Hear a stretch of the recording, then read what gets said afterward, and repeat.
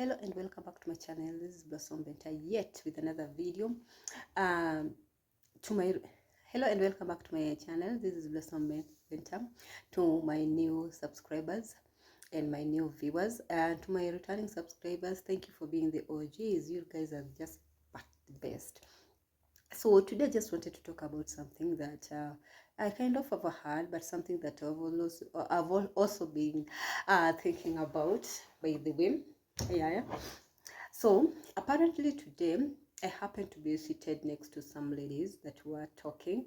Okay, it's not like I was eavesdropping on their conversation, but I was like, oh, at the end of the day, the ears don't have the windows. Is it called the windows or something? I cannot block my ears from listening to things. Yes, at least a little gossip here and there is also is sometimes good. Yeah. In fact, I'm not even the only one here who normally does that. It comes to a time whereby, or maybe at times you can be in that situation whereby maybe you've boarded the vehicle, and then these people who maybe you're sitting next to or something neighboring you in the car or in the vehicle or in the matatu that you are sitting on, they're not sitting on but you are traveling in. Yes, and there is this conversation that they are in that you're just finding it so juicy that you don't want even to like get to where you're supposed to be stopping or alighting without you first of all finishing that conversation, hearing the end of that story or hearing the end of that conversation, or you don't even want those people to alight before they finish that conversation. I think you've been in that situation. So that is the situation that I was in today. Don't worry, I'm just taking some mandazis. I'm from work and it's very cold, so I decided to take some mandazi and some tea. So I was sitting next to these people, these two women that were really so deep into their conversation. It's like they had missed each other for some time. Now it's like they bumped into each other, and now the story was like so juicy and such. So it was about sexless marriages. Yes, sexless marriages.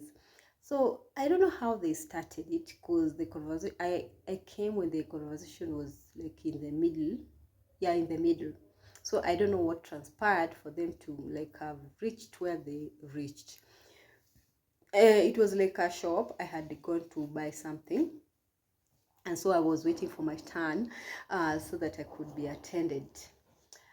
So these women were one of these women, or the husband to one of these women, it's like he's a drunkard who doesn't perform in bed. Yeah, he's a drunkard who doesn't perform in bed.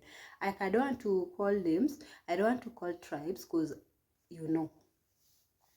So this, because in Kenya, yeah, in Kenya, Africa, in Kenya, in one of the communities in Kenya, I'm like, let me just say the Kikuyus, yes, not in a bad way, but the Kikuyus. There was a time whereby these women just went to the street because their men were not even like sleeping with them, they're not having sex with them, they are not getting their conjugal rights with them. So it reached because they were always drunk and such. So it reached a point whereby it was too much until the rate of births,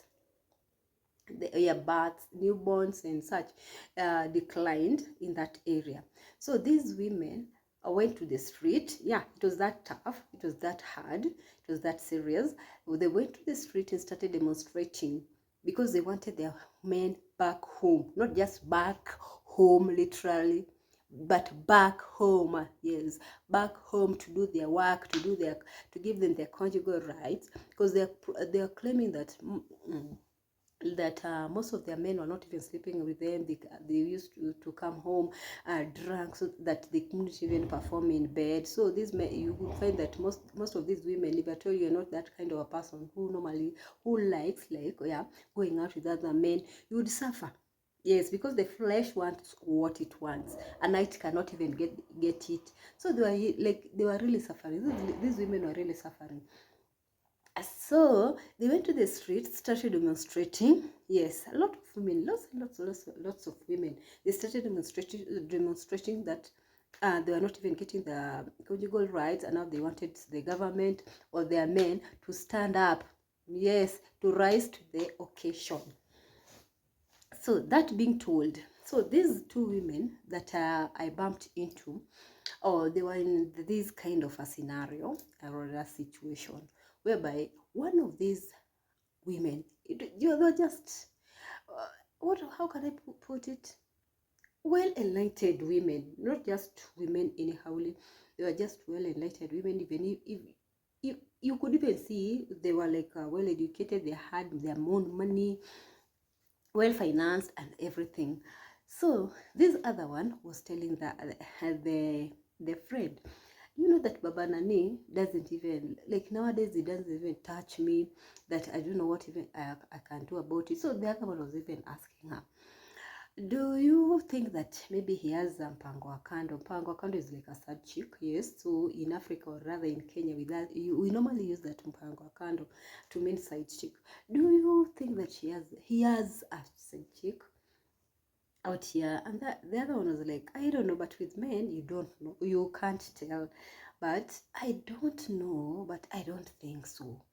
So this one was like, if at all you don't think that he has a side chick, then why is it that he doesn't even have feelings for you, or doesn't even like sleep with you or such? Is he always mad or something? No, he's okay, he's everything, but anytime he just starts, everything just goes off. Yes, if you know, you know. Everything just goes off. He cannot even last. So the other one's like, I used to be in that situation, but nowadays I don't even care. Even if my husband is sleeping around, I don't care. Because even me, I have my own means. So the lady was like, do you mean that you are being unfaithful to your husband? Are you walking out, or are you like, like, do you have somebody else apart from your husband? So the lady was like, not really, but really, but not really. So the lady was like, oh, what do you mean? Because I don't get you. So the lady was like, do you know what? Me, I'm into this stuff. Yeah, it's readily available. If at all you want, I can even direct you or even buy you one. So the lady was, even me, I was like, huh? I want to hear more about this thing that is being bought.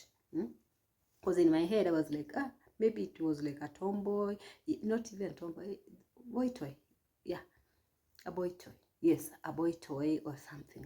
So I was just there playing around with my phone, using just to make sure, to let them know that I'm not into their conversation. I was just minding my own business. So the lady told the other lady that, you know what, there are some stuff that I normally use. So if I told you can be interested, I can introduce you to them. So this lady was like, what do you mean there's some stuff that you might use? Then the lady was like, I used sex toys. The other lady almost jumped out of her skin. Like, what do you mean sex toys? What do you mean sex toys? So the lady explained to her and even tried to Google it out, showed her some of those stuff and tried to demonstrate how they were being used in such. I tell you this world. Anyway, it was a long story. So the lady was like, I've never used them, but I don't know. So the other one was like, you can use them. So I was like, if at all you are in that situation, whereby your husband or maybe your partner, but let me say, not even, but let me just be specific. Your husband, I'm really talking about married guys. If you are married, because if at all you're not even married, you are just moving around with somebody, that is very easy. You can just use this one and get another person. But if you are married and maybe the husband has just lost interest in you, that's a different case. Yes, that's a different case. Yeah, that's serious. But when it's boyfriend and girlfriend, it's not serious. You can just leave him or her and find somebody else, and you just move on. But in this case, married. So I was like, sex toys in marriages. What do you think? What is your take in it? Are married women also, or I don't, yeah, and men, but men rarely use those. Yeah, I know there are some male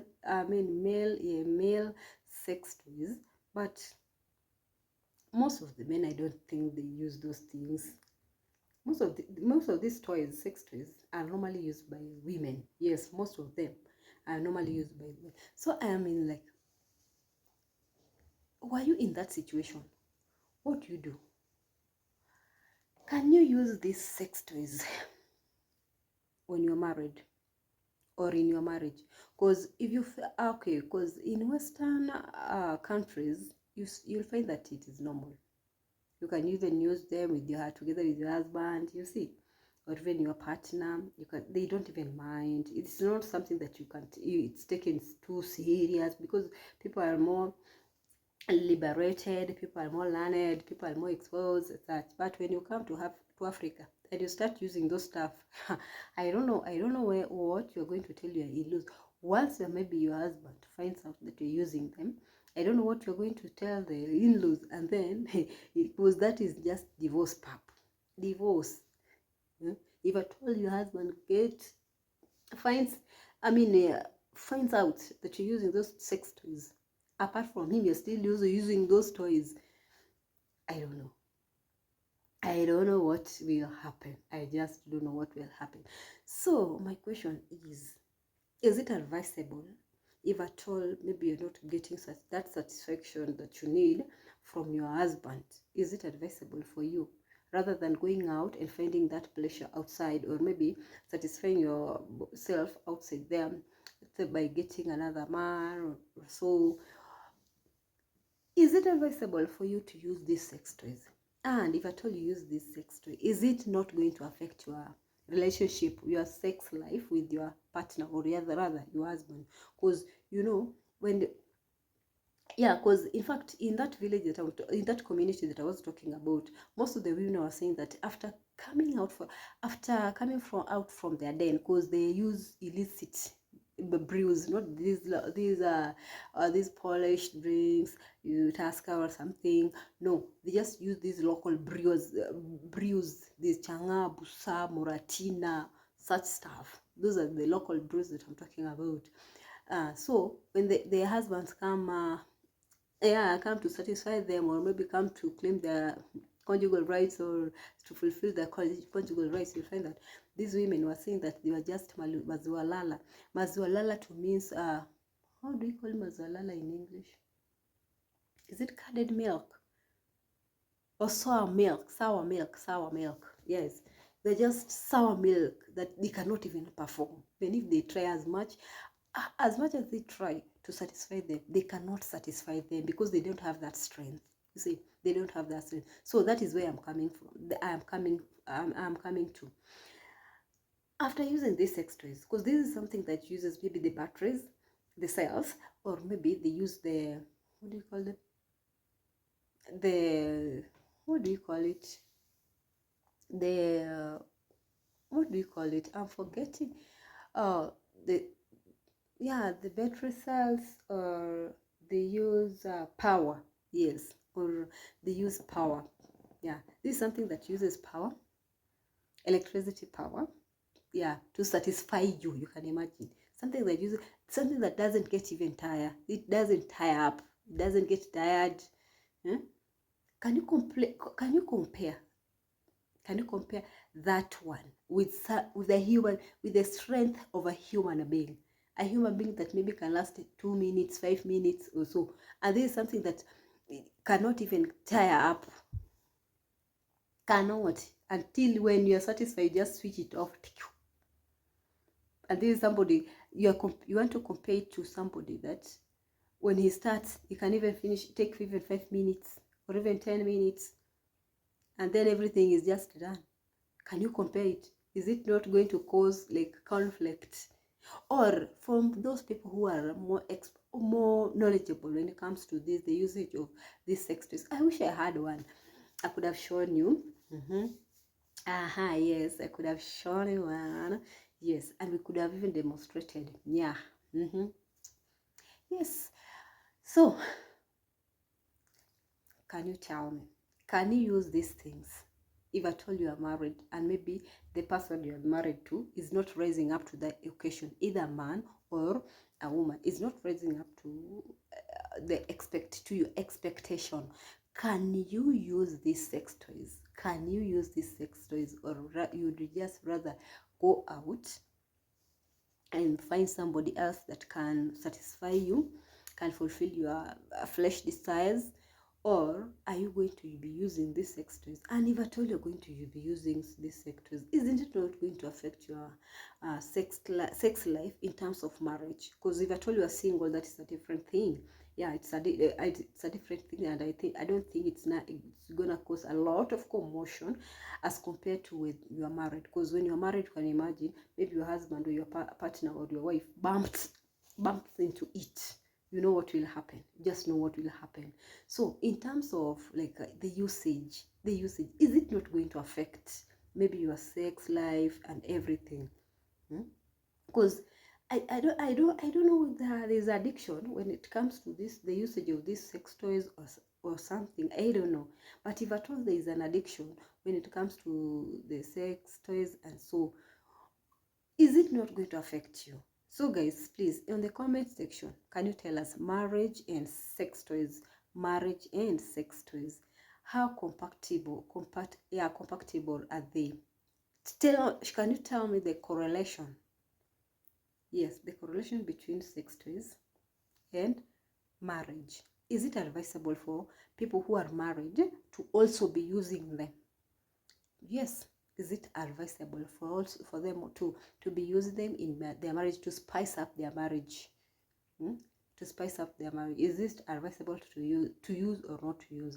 So guys, if at all you're watching this video till here and you haven't subscribed, you guys do the needful.